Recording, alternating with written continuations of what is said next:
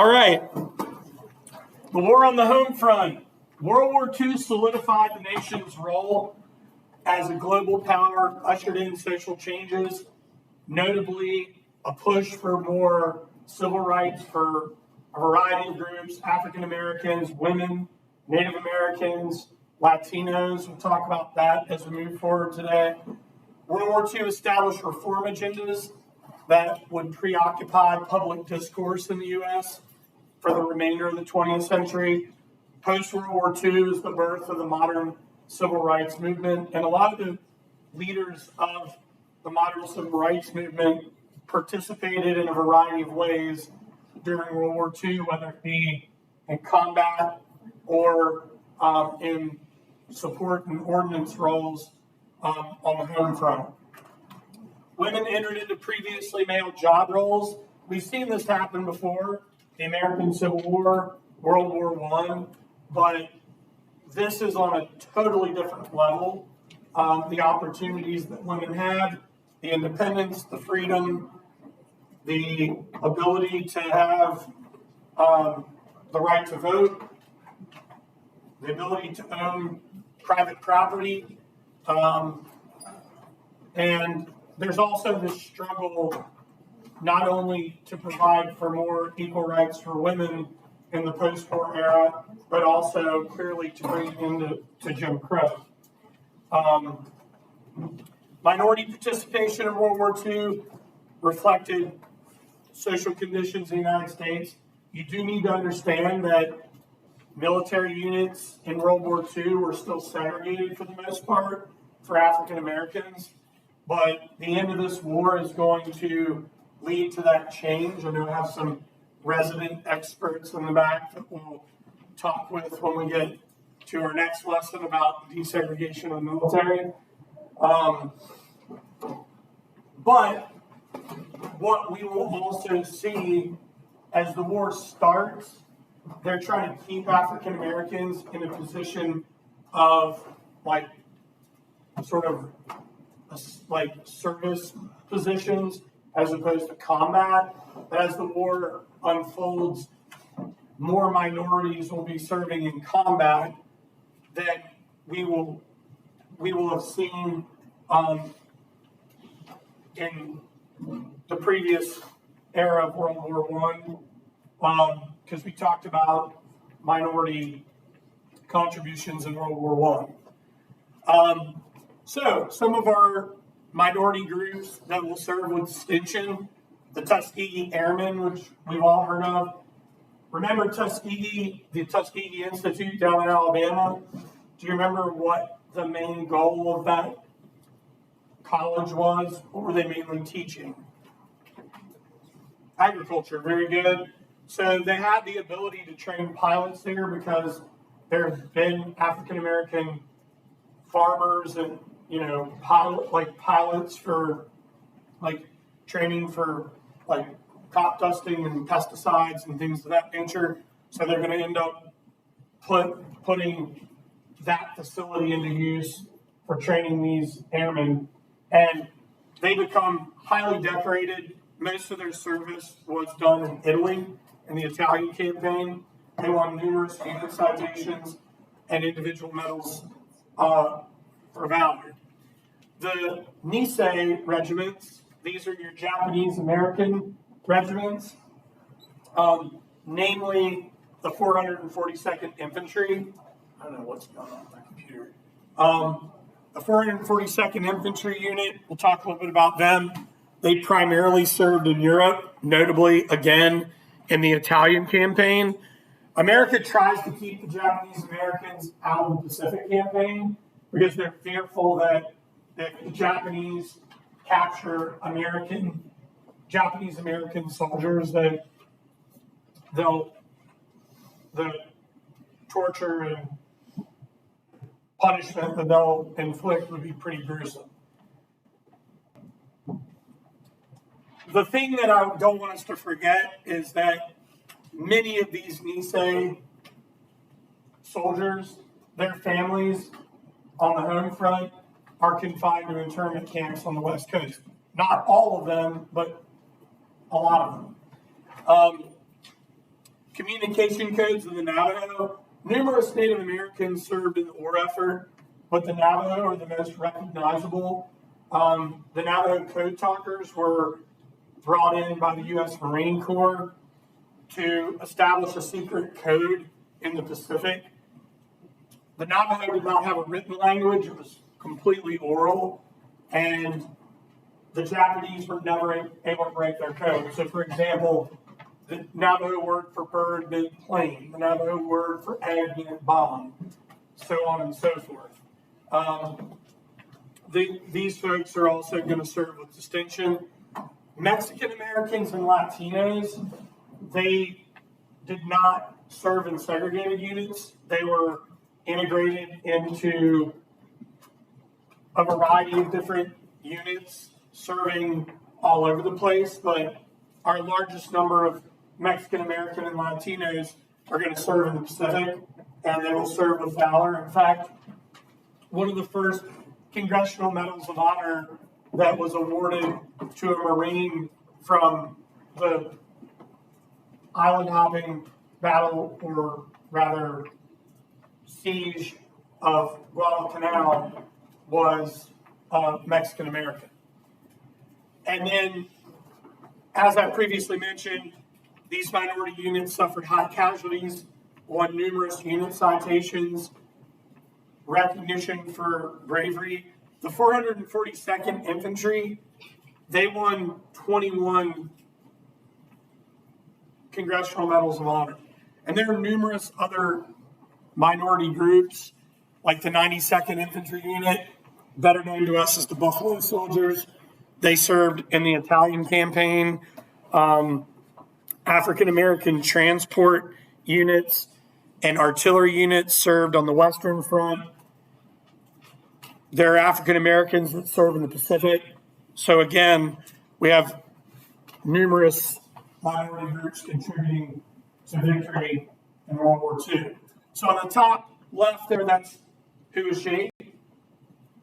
Rosie the Riveter. That's Rosie the Riveter, very good. She's the symbol for the working woman in World War II. Bottom left here, WOW, Women's Ordnance Workers. That's what my grandmother did during the war. She worked in a munitions factory down in Hampton Roads. Hey, welcome. Thanks. She actually looked very, like, this kind of was her look when she went to work. She said the most dangerous job they had was actually building cartridge boxes. You know, those metal cartridge boxes that you store ammo in, and, like, clip shut. She said that the metal shards coming off the assembly line, the machines would just float, like, throw these hot metal shards everywhere.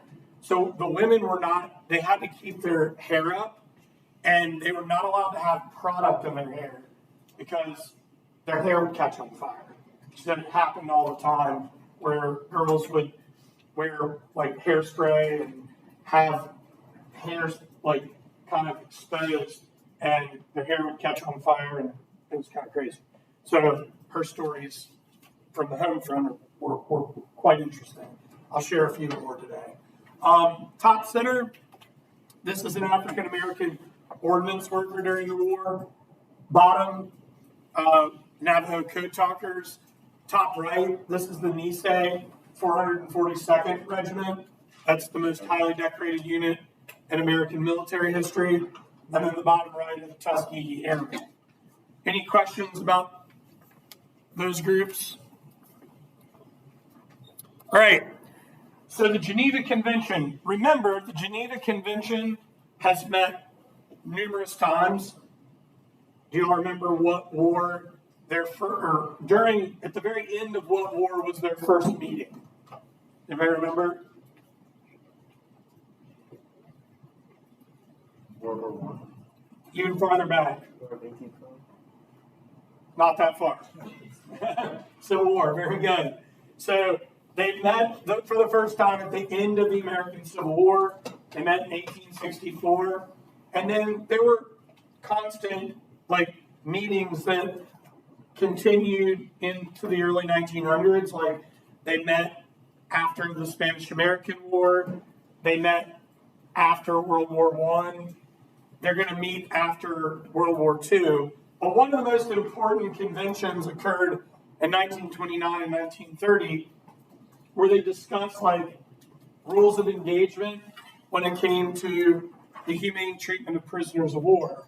The problem with World War II is that the conduct of war was not necessarily followed by every country because everybody had sort of a different mentality. Like, for example, the Japanese lived by the Bushido Code, death before dishonor. So we start to see some really inhumane activity occur during World War II, and the treatment of POWs was pretty horrific. So a glaring example of this is the treatment of prisoners of war in the Bataan Death March in April of 1942. This is a pretty rough picture, but this is an American soldier in Bataan that's about to be decapitated by a Japanese soldier with a samurai sword. I mean, it was horrible. Like, American soldiers were forced to bury each other alive on the death march. There's so many horrific stories of what happened. The people that actually survived that death march and survived the war, totally different resolve, and the circumstances that allowed them to survive are unbelievable. So we start to see this becomes a big issue in the Pacific because the Japanese are treating American POWs in a certain way, and we start to see America inflict the same type of atrocities in the Pacific. So the Geneva Accords were not closely followed between the Americans and the Japanese in the Pacific. Honestly, as we get closer and closer with island hopping, there were so few Japanese prisoners of war because most of them would lead these banzai charges or they would commit suicide rather than surrender.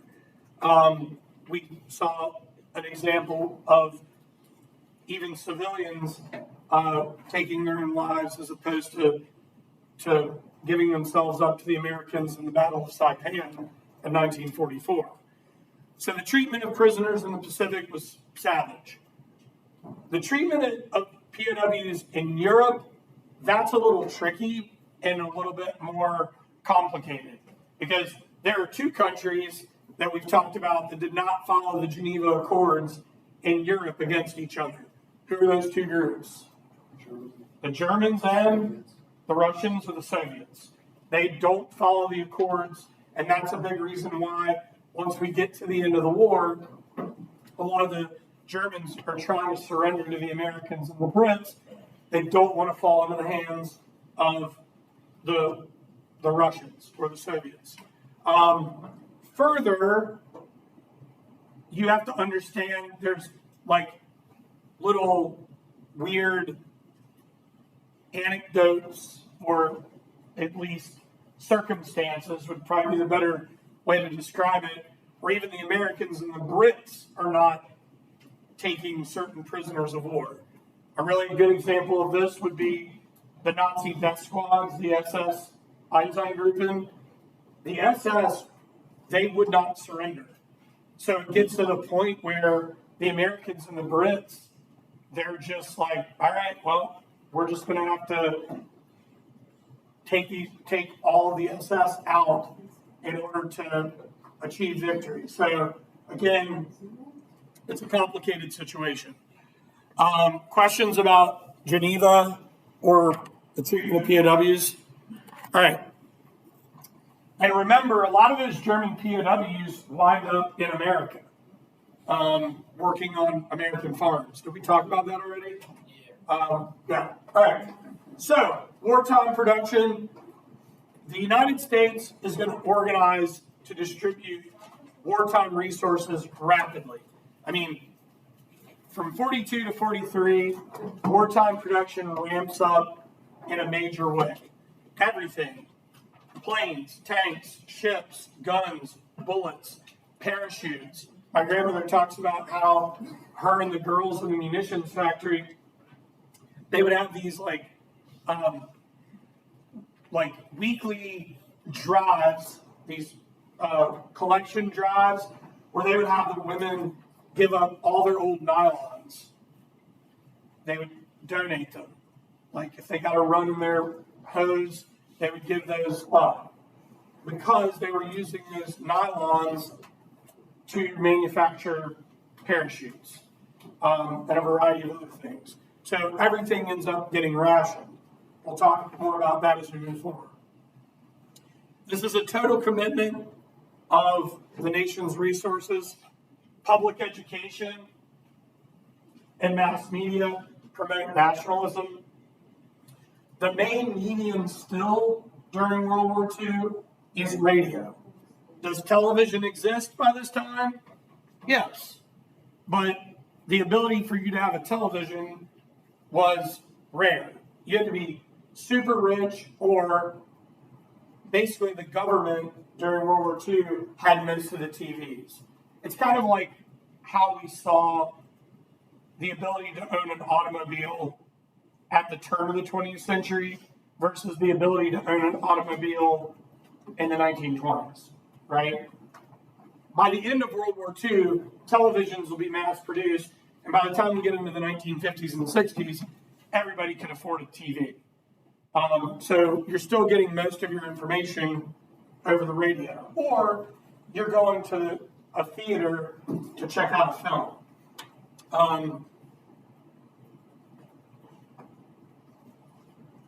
What else was I going to say related to that piece of it? I was going to say something else related to that. It'll come to me in a second. Okay, so business retools from peacetime to wartime production. Oh, that's what I was going to say. That's what slows down the mass production of televisions is the war. Why would companies be mass producing TVs when they could be mass producing other technologies to help win the war? Does that make sense? So, Ford Motor Company went from car manufacturing to tank and plane manufacturing. You're going to have a very hard time finding a 1943 Ford pickup truck because they weren't making them in mass production. They were making planes and tanks and trucks and jeeps, transport vehicles, armored vehicles, etc. This is an era of do more with less.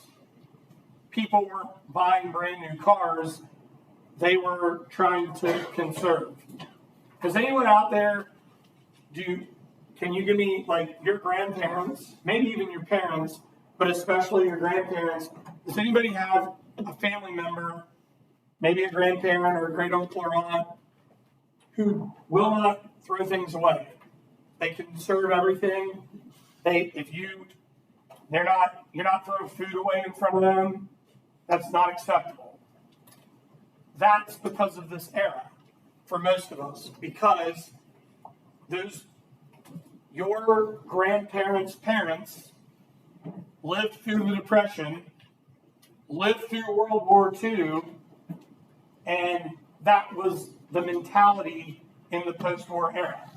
Like if my grandmother made you a plate, it didn't matter whether you liked beets or not. You're going to eat what was on the plate because they had done more with less for most of their lives up to this point. Everything was rationed. Butter, gas, leather, copper. Oh, I meant to I'll bring it in later. I've got a steel penny from World War II that I have to share.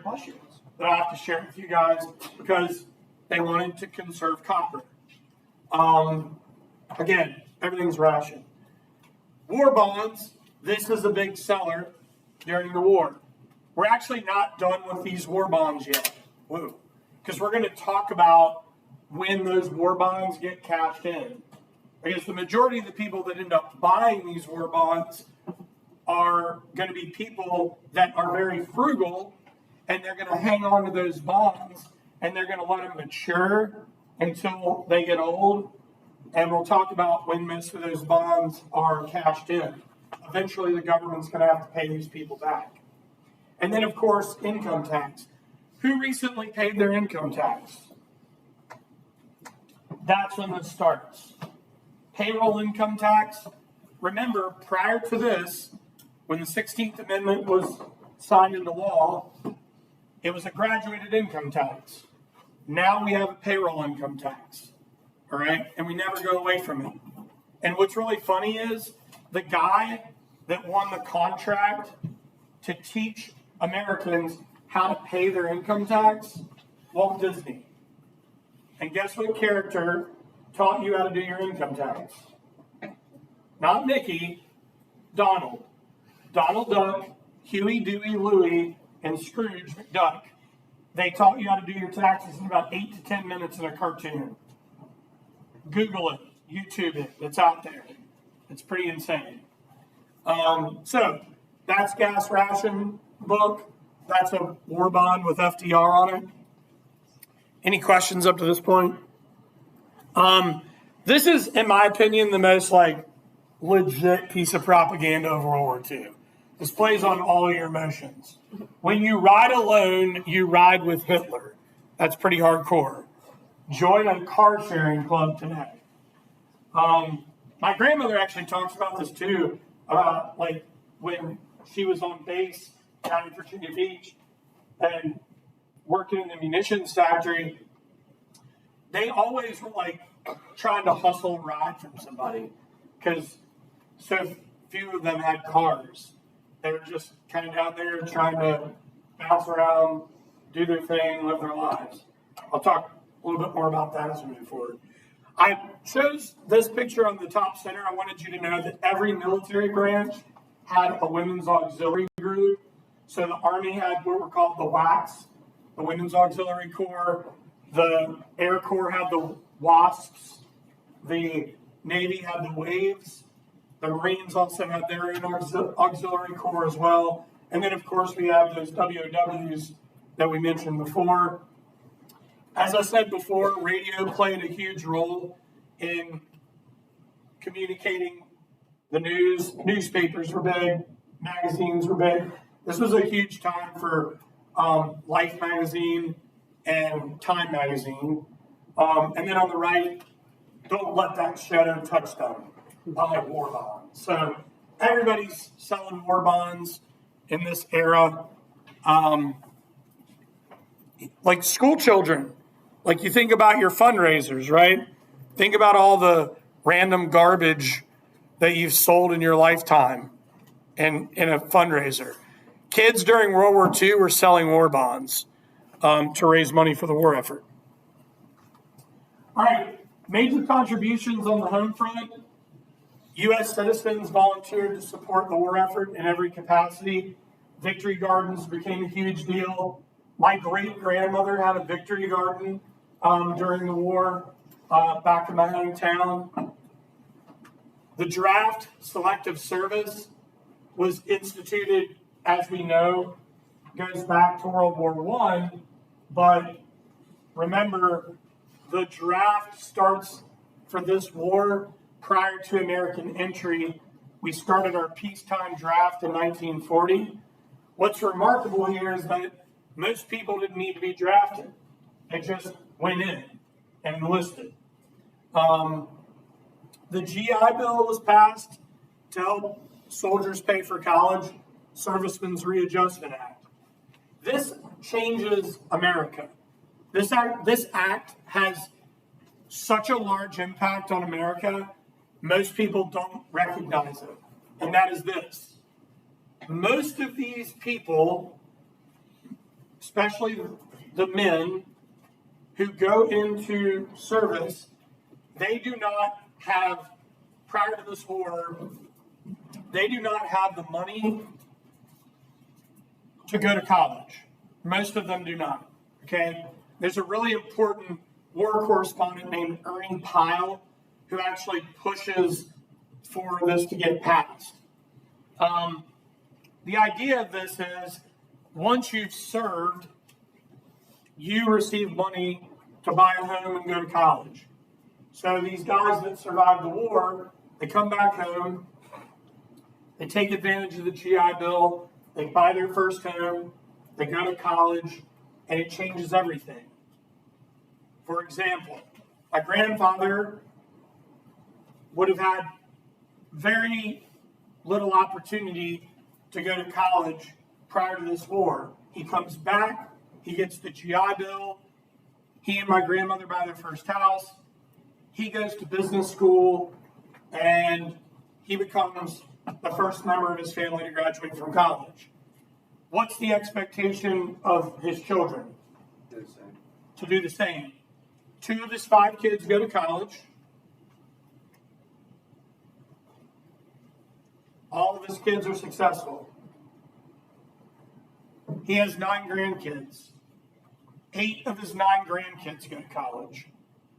The one that didn't go to college is a highly trained HVAC technician who does quite well.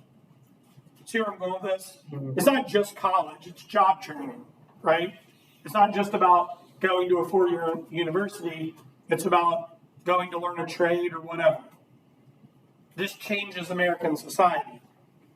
Everyone's expectations rise as a result of this post-war era. Is the GI Bill still in place? For sure. All right. This is also the birth of the American Spy Network. The Office of Strategic Services, the OSS, is formed by Wild Bill Donovan. Our American spies are going to train with British MI6 and Canadian operatives in what is called Camp X. We will have spies all over the place. We're going to have spies in Europe. We'll have spies in the Pacific. We'll have spies and code breakers at home. 3 of my favorite OSS operatives: Julia Child, American French chef. She was an OSS operative. Mo Berg, baseball fans, Boston Red Sox catcher. Mo Berg served as an OSS agent. And one of my favorites is Virginia Hall. She was one of the most daring OSS secret agents in Europe during World War II. So that's just a few. Contributions to the war effort came from all segments of society. Over 17 million Americans went to work for the war effort. Roughly 16 million went into the service. This gets America out of the Depression. Unemployment dips somewhere between 2 and 3%. African Americans migrate to cities for job opportunities, and this also pushes for what is known as the Double V campaign: victory in war, victory at home. Really important guy tied to this, A. Philip Randolph.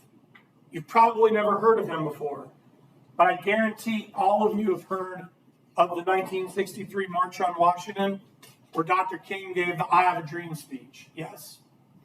He orchestrated that march. So, again, African Americans are making bigger strides during and after this war to bring about an end to Jim Crow. All right, top left, selective service system. This is what a draft card looked like. This is a munitions factory in the center. This is another African American ordnance worker. What he's got there is a small rivet gun. Has anyone ever seen A League of Their Own before? About the women who played baseball during the war? It's a great movie.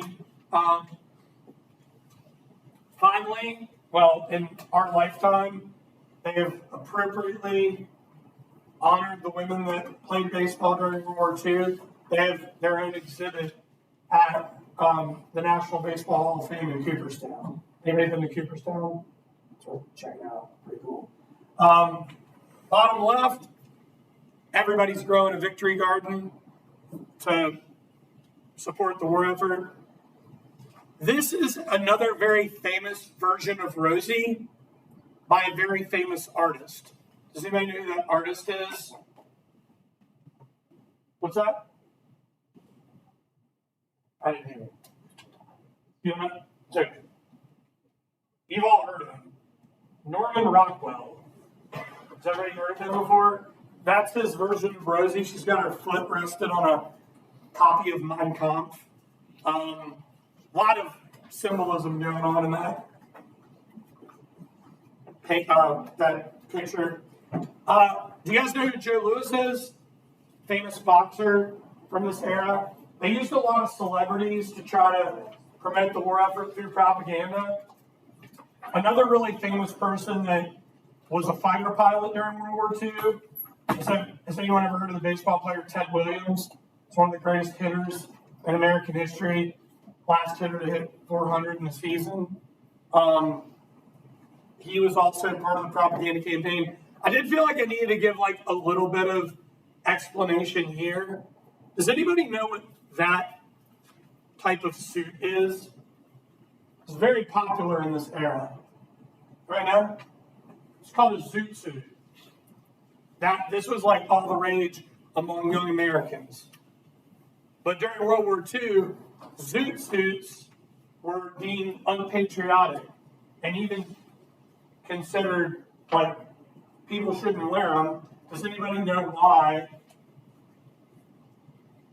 these fall out of popularity and zoot suits start to fade in production?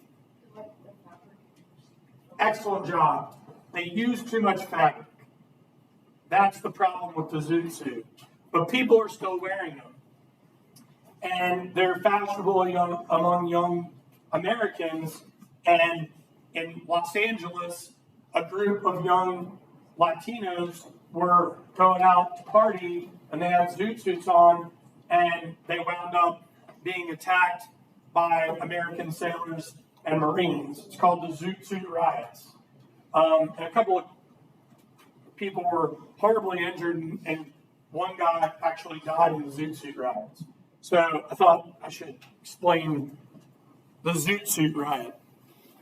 All right, Japanese internment in the U.S. during World War II. After the attack on Pearl Harbor, FDR is going to issue Executive Order 9066 to intern Japanese Americans on the West Coast. This happens very rapidly. They lose their homes, their private property, their communities, their jobs, and most of them were American-born citizens. They're rounded up, moved to these internment camps. Notably, on the West Coast, there was an internment camp that was built in Arkansas. And many of these people are kept there from 42 to 45. There are numerous layers of irony and hypocrisy here. Number one, the rare, very few number of Japanese Americans that defected and went to Japan had already left. Number two, no spies were ever discovered. Number three, they allowed for oaths to be signed and taken so young Japanese American men could serve in the war.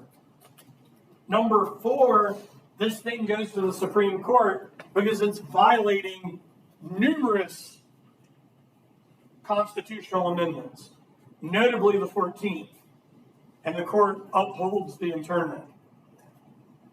And number five, when this is all said and done and they're released, they will not return back to anything. Most of their private property had been stolen, their homes, the banks had put them into default, so they were foreclosed on and bought by other people, and their communities were ripped apart. America does not apologize nor provide reparations for this until the 80s in the Reagan administration. Highly recommended book. It's a very quick read. It's like a couple hundred pages. Farewell to Manzanar. Has anyone ever read that? Check it out. It's about a girl who lived in an internment camp from 10 to 13 years old. I think I've read it. Yeah, it's a really powerful book. Highly recommend it. So that court case, Korematsu versus the United States, upheld internment until the end of the war. And many of their children ended up serving in the 442nd Infantry.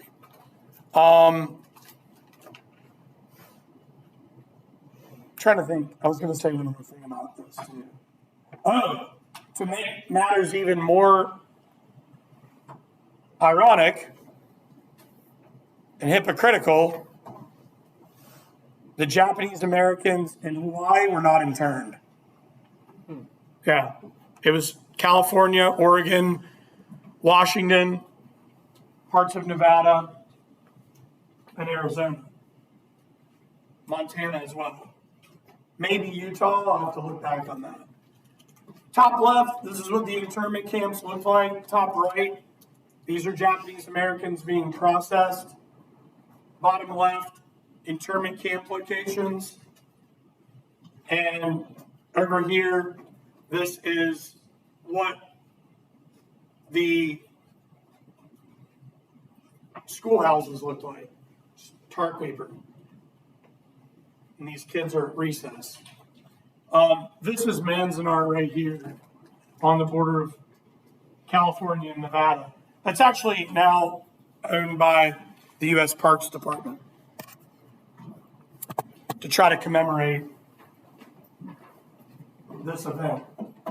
Okay, or at least remember it. Media, propaganda, and communication during the war. U.S. media and entertainment industries totally got behind the war effort. Newspapers, radio, magazines, cartoons, films, you name it, they were producing it.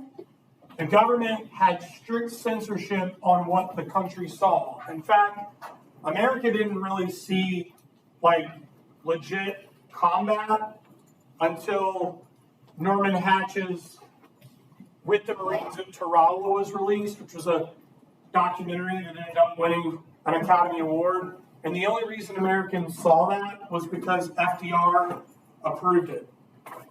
Most of the war films were heavily censored. My grandmother talks about like times where her and her girlfriends, when they were off work, they would typically go to the beach and then they would go see free war films because not for the film, but for air conditioning. They didn't have air conditioning in their barracks. So she's like, yeah, it's great. We go get a Coca-Cola, some popcorn. No one was ever really watching the film. We were just kind of catching up and cooling off, and then we'd head out. Because they would show these propaganda war films pretty much on a loop all the time to get people into the theaters to get caught up on the war. Even if you were there watching a movie, how many people have been to the movies recently? Hey, how many of you guys enjoy previews? Nice. Well, previews of this time were just information about different parts of the war front. The group that led the propaganda campaign, the Office of War Information, the OWI, numerous cartoonists are going to get involved with the OWI effort. Walt Disney, Dr. Seuss, Chuck Avery, like all these famous cartoonists. I don't know. I'm sure a lot of you have grown up on Disney. Did any of you guys grow up on Looney Tunes? All right, good. That's actually more people than I've. Looney Tunes, I feel like, have kind of like fallen off. Some of the really famous Looney Tunes voices of the Looney Tunes and cartoonists of the Looney Tunes were commissioned to do propaganda work during World War II.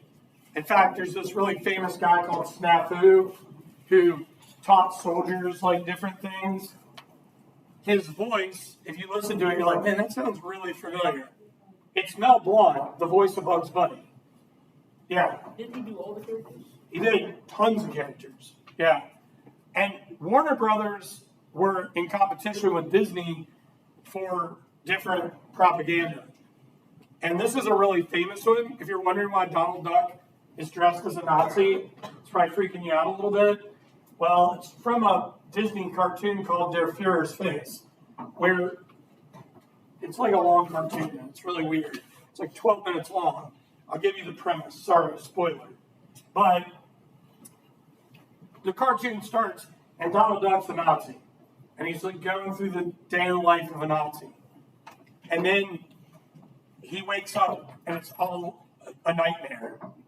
And he's like, I'm so proud to be a citizen of the United States of America. And he hugs the Statue of Liberty, and then they like throw a tomato at Hitler's face.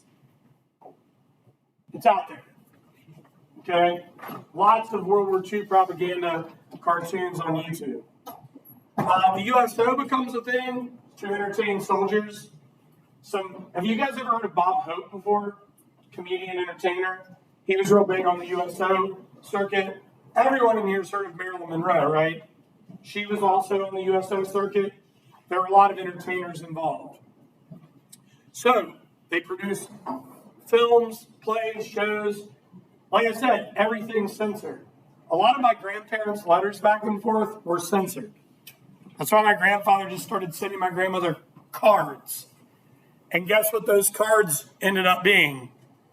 Propaganda. So I've got one to share with you guys.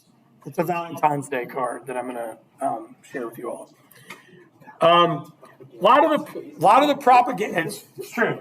A lot of the propaganda is super racist, super sexist, like this one. Wanted for murder. Her careless talk costs lives. She's such a gossip. She's a little over the top. This is the type of thing that we saw going on in this era. All right, the Holocaust. I'm merely scratching the surface on the Holocaust. I have no doubt in world history you all dealt with it in more depth. But I want to give you guys a refresher. So Hitler's final solution was laid out as early as 1925 with the publication of his autobiography memoir, Mein Kampf, My Struggle, which became widely circulated. The final solution, Germany's decision to exterminate all Jews. Hitler and the Nazis are putting the blame of Germany's demise from World War I on the Jewish community of Europe. The laws against Jews were passed in 1935 through the Nuremberg Laws.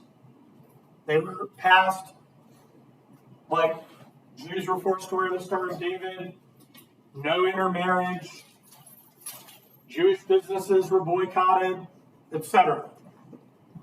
The Reich Minister of Propaganda, Joseph Goebbels, is going to run a very bizarre propaganda campaign to make the Nuremberg laws appear to be a rehabilitation program.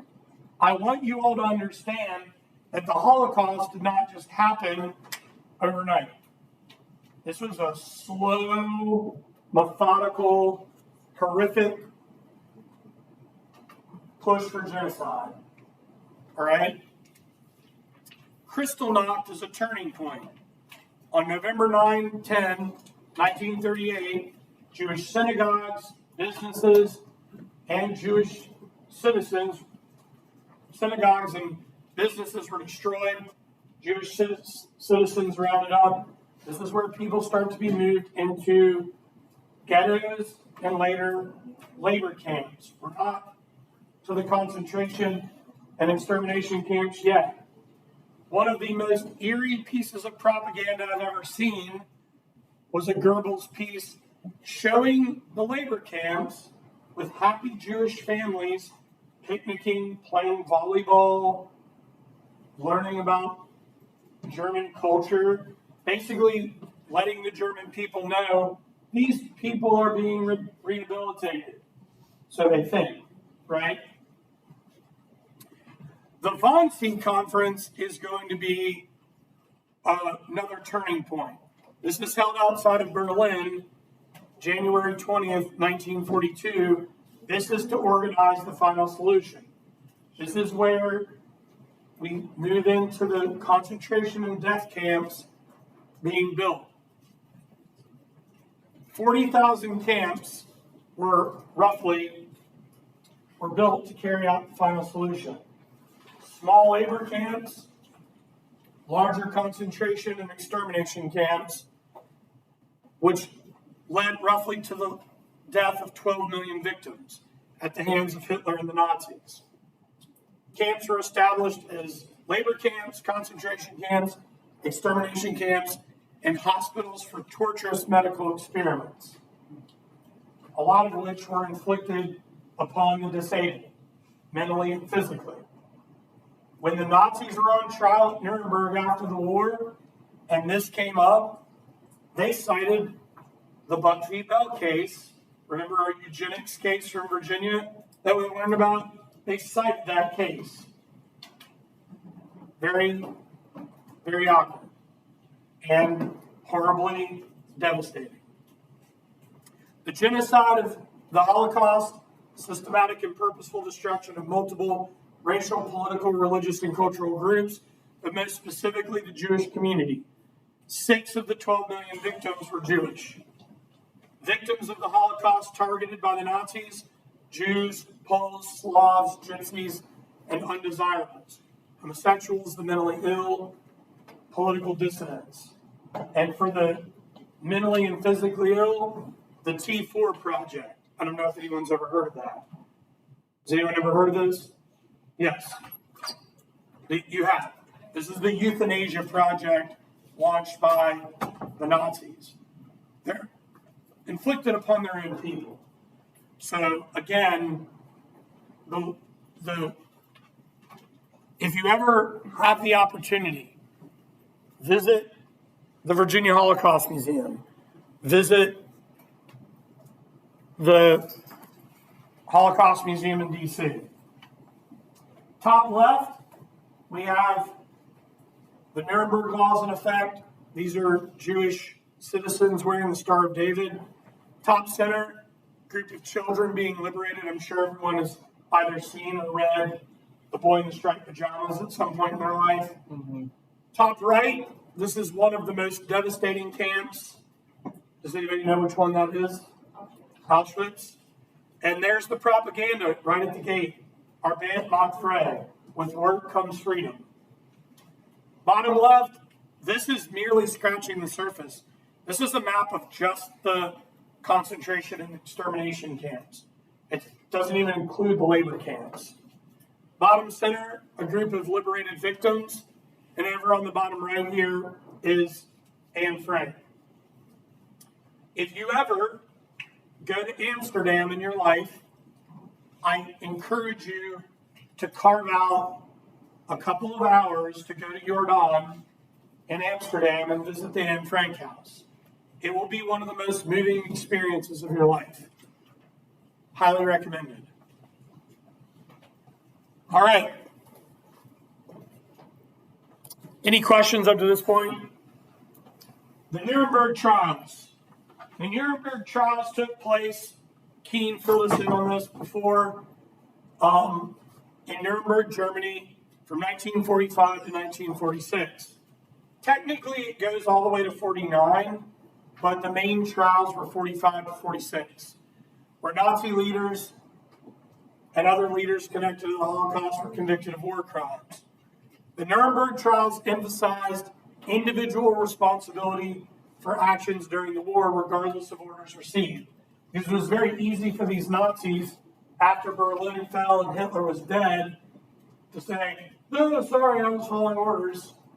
We're good. Not good. Of the 177 defendants, 24 were sentenced to death, 20 to lifelong imprisonment, 98 other prison sentences. Others were found not guilty or would later receive pardons. There's also a significant number that took their own lives before they could be brought to trial. The trials led to increased demand for the Jewish homeland, Israel. Israel will be established on May 14, 1948. If you're wondering when the American entanglement begins in the Middle East, it begins here because America will be one of Israel's closest allies. Suggested reading, The Diary of Anne Frank. You should read that. Has anyone read The Book Thief? Really powerful book. Schindler's List is another one that I would recommend. Night is another one. The list goes on and on. Questions for me? Comments, concerns? All right. That is where we pump the brakes today.